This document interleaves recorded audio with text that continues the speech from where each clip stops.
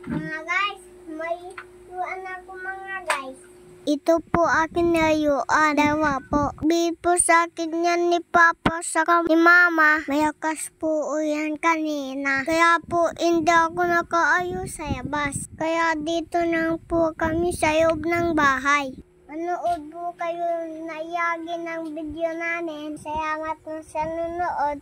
Yung video namin kayaan. Galing po si Papa sawi. Kaya ngayon na lang po kami nagayo. Kasaya din po si Kuya. Excited po kami dahil mabait si Papa. Nagyayo po kami. Bakgating sa galing sawi. Magpapakinto po kami ni Kuya ng aswang. Magaling po si Papa magkinto. Matatakot po kayo. Masaya po kami. Nalito po si Papa. Kaya gusto ko po mag-video. Kaya madami na po manonood ng video namin.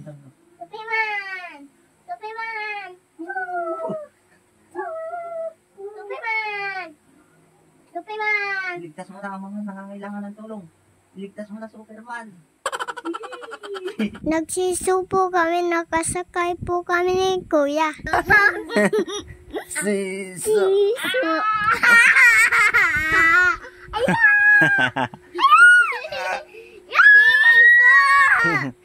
Kinto po si Papa, natakot po kami. Opo kayo dito, opo. O, yan, opo. Yan na, opo. Magsabi kayo. Yan lang ha. Ikuntuan ko kayo, makikinig kayo ha. Mayroong mag-ina na nakatira sa kagubatan. Ang anak niya'y isang dalagang babae. Mataas ang pangarap nila sa buhay. Gusto nilang yumaman. Makalipas ang ilang araw, ay may nabalitaan silang namatay sa kabilang baryo.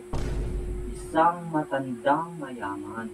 Nakipaglibing yung dalaga yung sa matandang mayaman na namatay. Isang gabi, tuwan-tuwa yung dalaga. Sabi niya sa kanyang ina, "Inay, mayaman na tayo." Kalakasan ng ulan noon. Maya-maya pa, pagpatak ng 12:00 ng gabi, may kumatok sa bahay. Gayon ang katok. Binuksan ng dalaga ang pintuan. Isang matanda ang bumungad sa kanya. Isang matandang nakakaputi. Ang sabi niya, "Ining, pwede bang makiinom?" Sabi ng matanda. Sabi naman ng dalaga, "Upo naman, tatay." Pag-abot ng dalaga sa matanda ng tubig, makinig kayo. Pag-abot ng dalaga ng tubig sa matanda, iniabot niya ang tubig na ganyan. Nagtanong ang dalaga, "Lolo, bakit puputol ang daliri niyo at sinong pumutol?" Ang sabi naman ng matanda, "Ikaw! Ikaw!